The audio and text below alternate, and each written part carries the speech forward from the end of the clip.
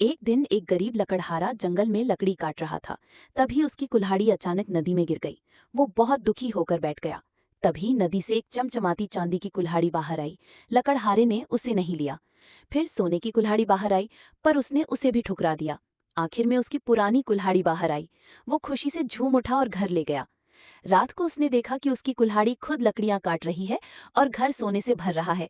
लेकिन सुबह वही कुल्हाड़ी पागल होकर पूरे गांव के पेड़ काटने लगी। गांव वाले गुस्से में आ गए और उसे दोष देने लगे। घबराकर लकड़हारे ने कुल्हाड़ी वापस नदी में फेंक दी। सब कुछ ठीक हो गया। लेकिन लकड़हारा फूट फूट कर रोने लगा, क्योंकि आपने अभी तक इस वीडियो को लाइक और सब्सक्राइब नहीं किया है।